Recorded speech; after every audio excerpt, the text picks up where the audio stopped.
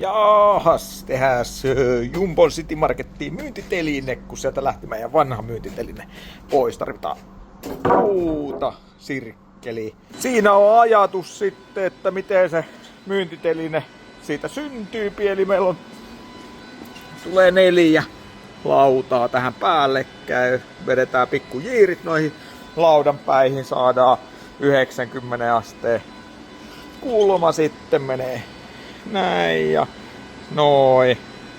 Ja katsotaan minkälainen siitä syntyy. Tämmönen meikä kelas, että siitä tulee tosiaan nyt siellä on pikku jirtsut ajettu tuohon pystyihin ja 4 lautaa tähän päällekkäin 2. Joka toiseen lautaan tulee pusseja roikkumaan ja sitten joka toinen lauta niin toimii semmosena tukielementtinä sille pussille, ettei se pääse väpättää tällä tavalla. Sittenhän me oltiin myös Saksassa, oltiin messuilla, niin me tehtiin sinne tämmöset upeat messuseinät, mutta niille ei ole nyt ollut käyttöä, niin ajattelin hyötykäyttää nämä laudat, mitä siitä löytyy, niin lyödäänhän seinät palasiksi.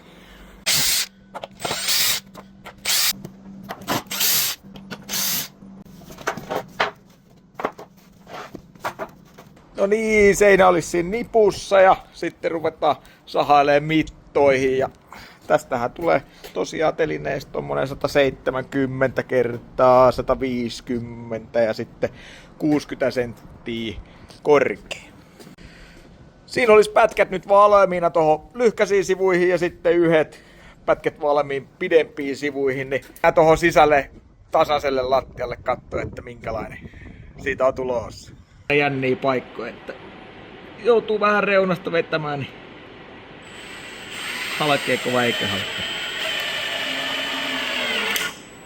Ai. Jaksa imasta. Hyvimi. Se olisi alinvarvi paikallaan ja sitten lyödään tuohon noin lyhkäisille sivuille vielä yläpuut kiinni ja sitten lähdetään mitottaa, että minkälaiset välit niihin jää.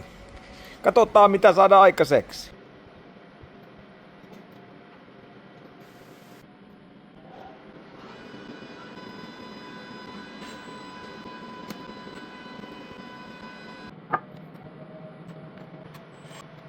Se alkaisi olla kehikko valmis ja sitten lähdetään mallailemaan vähän, että miten me saadaan pussit tohon siististi.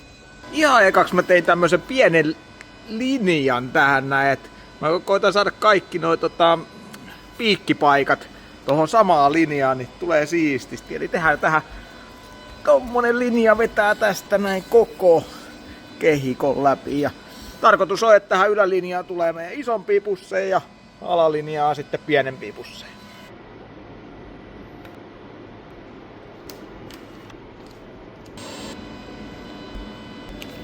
Oli aika hyvä jako. Sitten tohon mallaillaan pikkupussit tohon alle vielä.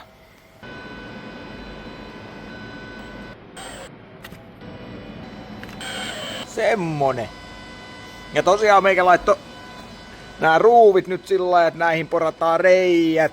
Ja sieltä tulee sitten ripustuspiikit niistä reijistä läpi. Mihin saadaan sitten pussit roikkumaan. Tulee kyrväkäs!